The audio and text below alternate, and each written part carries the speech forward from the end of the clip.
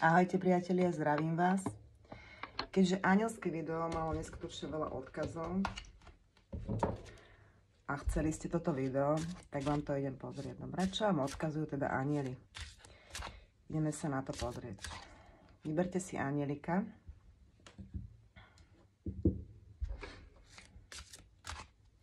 Vyberte si anielika, zlatička. Je tu anielik, ktorý má v ruke diamant. Potom je tu anielik, ktorý číta knihu. Taký maličký. Teda oni sú mega, ale tento taký maličký. A potom je tu modliaci sa anielik.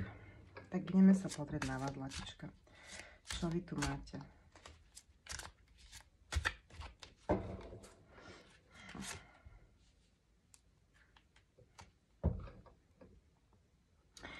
Takže jednotky zle. Vám sa otvára tretie oko, čiže to znamená, že vy tu môžete mať kľudne všelijaké vízie to, alebo chodia vám nejaké informácie. Proste ste naozaj napojení. Anjeli vám odkazujú, že by ste to mali teda využívať. Máte tu víziu, jasnosť, živosť a zrozumiteľnosť, ale pozor na to, môže tu byť aj zmetenie. To znamená, že môže vás to niekedy miasť. Niekedy môžete naozaj ten rozum zasiahnuť do toho a vy môžete mať taký pocit, že to, čo si myslíte, je pravda, alebo proste, že to, čo vnímate, je pravda a niekedy to pravda nie je. Dobre, tak aj pozor na to, čomu sa otvárate, zlatička, dobre? Je to nádherná iná karta. Je to karta tretieho oka, vidíte? Krásna karta. Pozrieme sa ďalej. V týchto zlatých, prekrásnych kartách svetla. Čo vy tu máte, jednotky? Vás to uzdravuje. Vidíte, zase tu máte to tretie oko. Vy tu máte kompletné uzdravenie vás samotných. To znamená, že vám sa zadarí. Vy naozaj to tretie oko otvoríte tak, ako má byť. Čiže najprv prechádzate možno takými obdobiami, že máte tam trošku zmetenosť, hej? Že neviete, čo sa deje. Neviete teda, že čo, kam vás to vedie, čo sa to s vami deje, prečo ste takí citliví. Áno, tu je veľká citlivosť pri tom otváraní sa tretieho oka. Cítite, vnímate energie ľudí, negatívne, pozitívne, áno.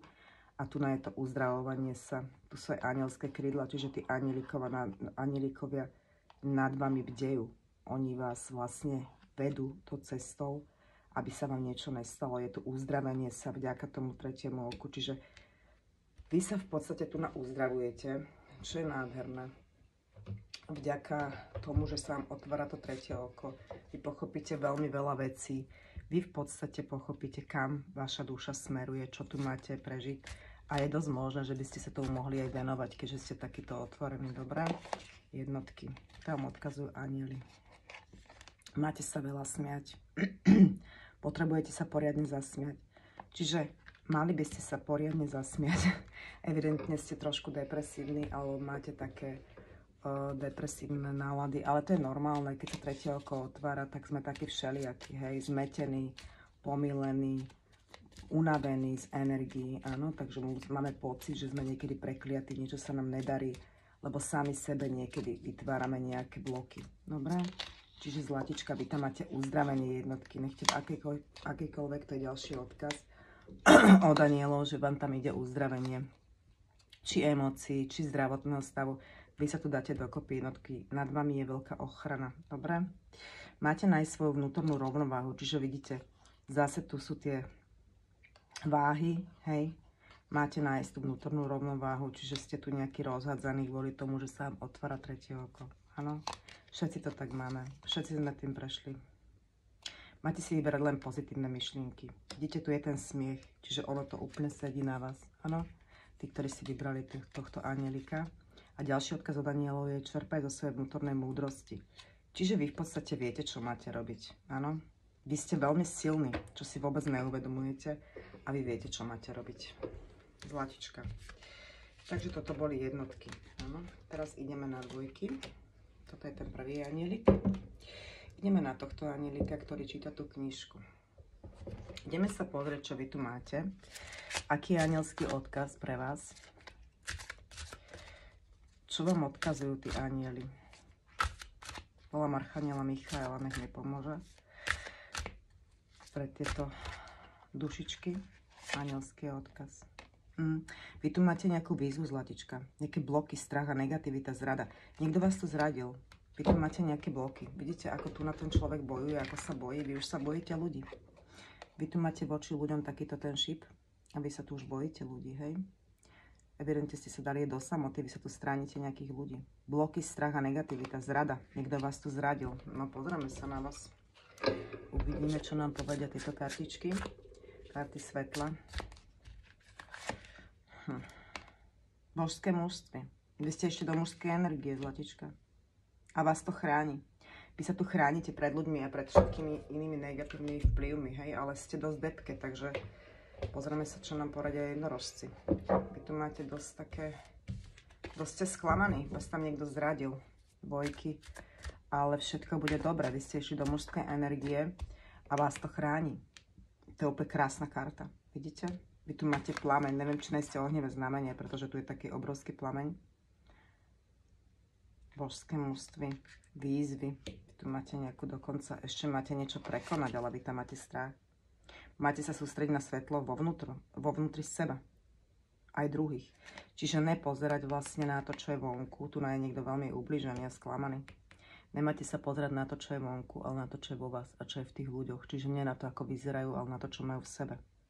Tak nájdete tú pravdu.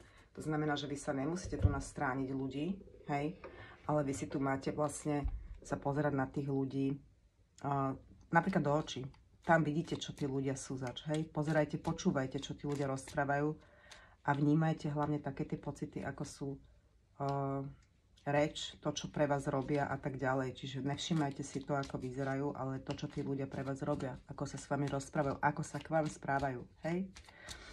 Dvoječky, takže nemáte sa tu nabáť, ten anielik s tou knižkou, nemáte sa tu nabáť ničoho, že by vás niečo ohrozovalo, vy tu máte naozaj nejakú depresiu, vy ste tu zranení, tu bola nejaká zrada. Máte riskovať nové životné skúsenosti, viete do niečoho nového.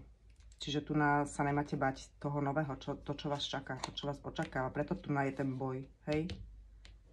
Ten strach, ten boj, tá vaša duša proste je zranená, ubližené je bolo. Poďakuj a rozprávaj dobro ďalej. Máte za to poďakovať, bola to určitá lekcia, dobre?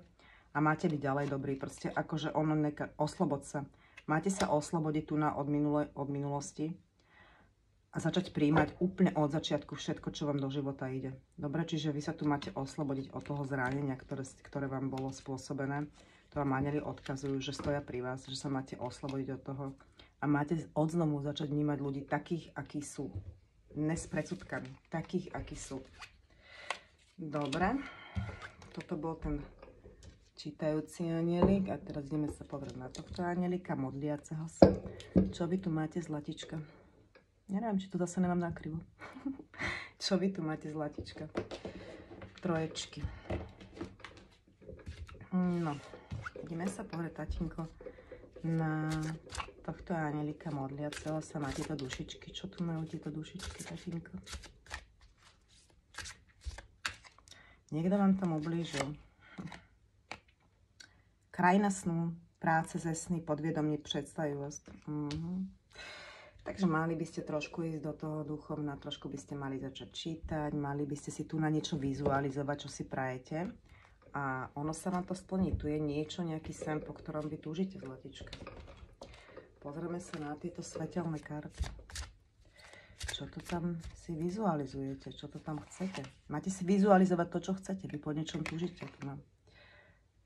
Máte si pamätať, že dôležitú vec, že pre vás nemáte hľadať v tých prízemných, negatívnych. Keď niečo si prajete, tak si to nemáte dávať napríklad robiť mágiou, alebo proste nejakým spôsobom robiť preto niečo, nejaké rituály alebo niečo také. Lebo si máte zvedomiť to, že existuje iba svetlo. Ono je tam aj dole niečo, ale je všetko, čo vlastne my žijeme, je v nás. Vidíte? Je to v nás. To je Božie svetlo. Vy ste dostali od Boha dar. Každý z nás dostal od Boha dar. A ten je uložený vo vašom srdci. Dobre?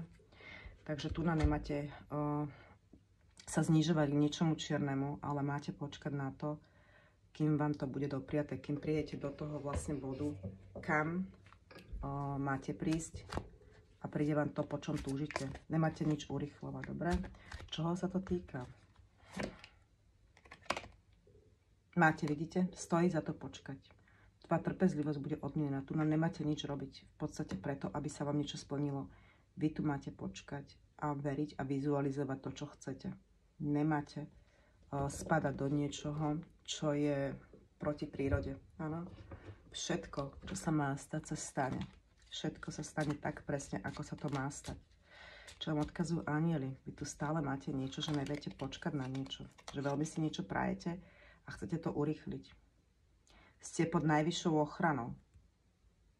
To vám odkazujú anjeli. Vy ste pod najvyššou ochranou, zlatička. Máte rozdávať nevyčerpateľného vnútorného bohatstva. To, čo dávam, dostávam. Čiže nelen príjmať a vizualizovať, ale aj dávať. To znamená, že máte robiť aj iným radosť, dobré? Pochvál sa za všetko, čo si doteraz dosiahol. No, takže tatinka vám odkazuje, že sa máte pochváliť za všetko, čo ste doteraz dosiahli. A nemáte stále ísť vlastne tvrdou hlavou proti sebe. Dobre? Čiže tu ja vidím, že vy možno si ani neuvedomujete to, čo všetko ste v živote dosiahli. A idete stále idete proste a búrate, ako na tejto karte. To bolo, búrate nejaké steny, hej? Toto je nádherná karta. Práce ze sny, podvedomie a prestavlivosť. Čiže máte si to predstavovať, vizualizovať, máte pracovať s tým, ale sami na sebe. Nemáte tu ísť. Máte tu veriť, že ste chránení. Dobre? Ste chránení, zlatička. Ono to všetko príde v pravý čas. Dobre, to sú odkazy od anielov. Majte sa krásne a budem točiť ďalej. Boskám vás.